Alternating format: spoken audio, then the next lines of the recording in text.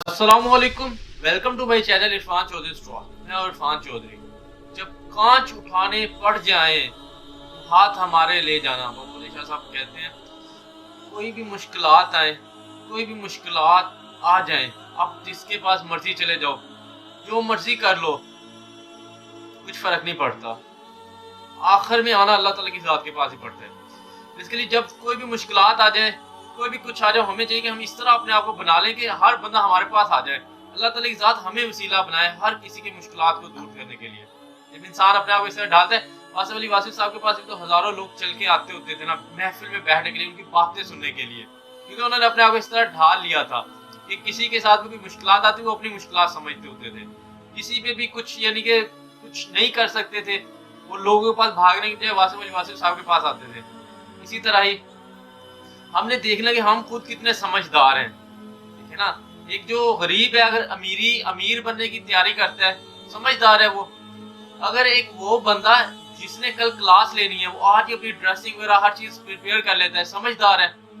एक वो बंदा जिसके पास कोई सवारी नहीं है, वो सवारी के लिए मेहनत करता है, समझदार है।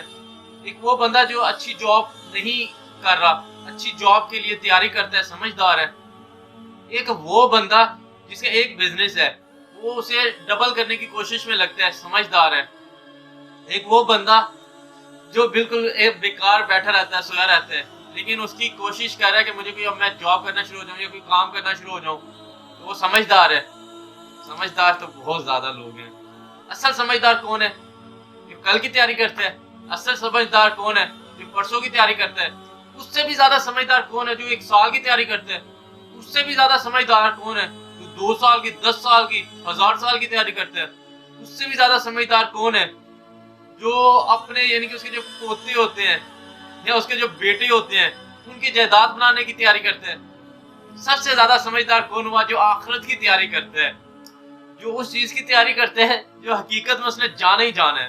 उसकी पता है औलाद हो ना हो, कि पोते हो या ना हो, कब्र में लाजमी जाना है उसने, आखिरत का दिन लाजमी आना है। जो उसकी तैयारी करते हैं। जरूरी नहीं कि हमने नमाजें पढ़ते रहने, अल्लाह ताला की इबादत करते रहने, लेकिन किसी के साथ अच्छा सलूक करना। देखे ना, और बुल्ले शाह साहब ने क्या कहा था? जब कांटे उठाने पड़ जाएं तुम हाथ हमारे ले जाना। देखे ना, ये क्या चीज है? ये भी तो इबादत है ना।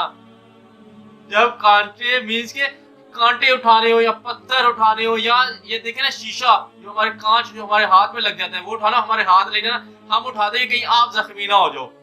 इस तरह जब हमने अपने आप को डिजाइन करना ना, फिर हमारे अंदर जो हम इंसानियत आती है ना। देखना, हजारों लोग आते हैं लेकिन चंद लोग सिर्फ उनका नाम रह जाते हैं, हजारों साल तक जिंदा रहते हैं, क़यामत तक जिंदा रहेंगे।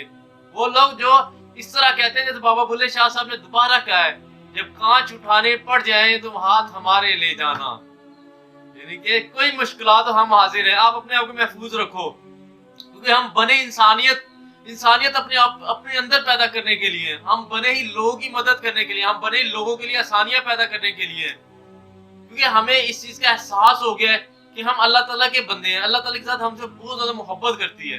इस वजह से अब हमें नहीं फर्क पड़ता कि हमसे मोहब्बत करे या ना करे, लेकिन हमें इससे जरूर फर्क पड़ता है कि हमने दूसरे के साथ कैसे अच्छा सलूक करना है, दूसरों के साथ कैसे यानी कि अच्छा, यानी कि कोई भी सबब पैदा कर देना है। ये अल्लाह ताला की जात चुनती है ना, जब इंसान फिर दूसरों की हेल्प कर सकता है। हमने इसी तरह समझदारी करनी है। देखे ना, अगर हम यूनिवर्सिटी में पढ़ रहे हैं तो क्या है, हमने उसे अच्छी तरह अपना एक यानी कि सर अंजाम देना है, अच्छा एक काम सर अंजाम देना है। लोगों की भी देखे, जिसे नहीं समझ आती सर की, उसे खुद समझा देना अगर हमें समझ आ रही है। एक टीचर को भी यही चीज चाहिए ना, कि किसी स्टूडेंट्स को नहीं समझ आ रही, उसे सेपरेट अकेले अपने रूम में बिठा के समझा सकते हैं, उसे दोबारा एक लेक्चर अरेंज करवा के समझा सकते हैं। हमारी भी इस तरह कुछ जिम्मेदारियां हैं कि अगर हम यूनिवर्सिटी तक जाते हैं, हमारे बाइक है, कोई वो जो पैदल जा रहा है उसे बाइक पे लेके चले जाए। अगर हमारे गाड़ी है, जो 2-3 पैदल जा रहे हैं उन्हें लेके अपने साथ चले जाएं। ये हमारे जिम्मे भी काम है ना। तो हमने भी इसी तरह ना चेंजिंग लेके आनी है, कुछ चेंज करते जाना है। दिन ब दिन रोज हमने देखना, आज हमने क्या चेंज किया है, कल चेंज क्या किया है, परसों चेंज क्या किया है। समझदार वही है जो आखिरत की तैयारी कर लेता है और रोज ब रोज अपने दिन को चेंज करता रहता है। जब इंसान थोड़ी थोड़ी चेंजिंग लेके आता है ना, बहुत बड़ा चेंज आ जाता है, इंसान को पता ही नहीं चलता। तो इंशाल्लाह ताला हम भी कोशिश करेंगे कुछ ना कुछ चेंज करें, रोज न्यू करने की कोशिश करें।